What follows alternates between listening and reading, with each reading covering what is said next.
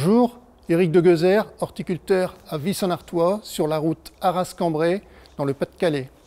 Je vais vous présenter la taille d'un rosier-tige. Donc pour cela, j'aurai besoin d'un sécateur. Donc avant de l'utiliser, il faut savoir qu'un sécateur s'utilise la lame côté coupe, systématiquement, de manière à avoir des plaies franches et correctes. Donc ici, on est face à un rosier qui n'a pas été retaillé à l'automne.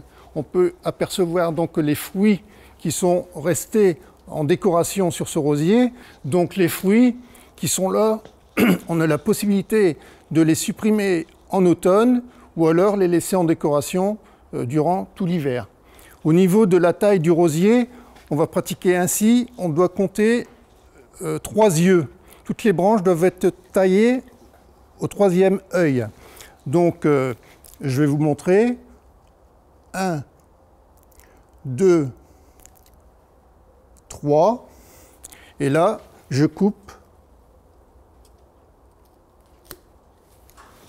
après l'œil que l'on peut apercevoir ici. Et l'on va faire ainsi sur tout le rosier, en prenant soin de toujours garder la lame côté intérieur de la coupe.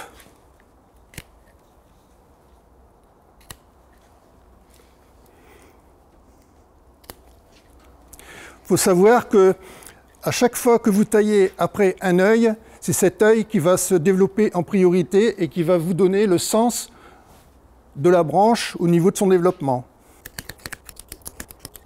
Voilà, donc une fois la taille terminée, je vérifie à ce que toutes les plaies soient, toutes les coupes soient nettes et que le bois mort soit complètement supprimé. Comme ici, il en reste un petit bout, je le retire.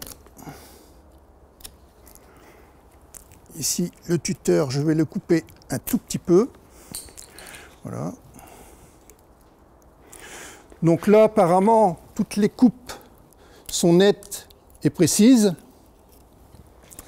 Après cela, ce que l'on peut, je dirais, faire, c'est réalimenter ce rosier en éléments fertilisants. Donc pour cela, je vais utiliser du biofertile que je vais remettre. Donc là, on parle d'un rosier en pot. Donc dans ce rosier en pot, vous avez cette écorce ici qui a été mise au-dessus de manière à retenir l'humidité. Donc je retire un peu cette écorce de manière à pouvoir y apporter du biofertile. Donc le biofertile qui va donc nourrir et surtout redonner un bon démarrage au rosier. Voilà, ensuite je remets les écorces.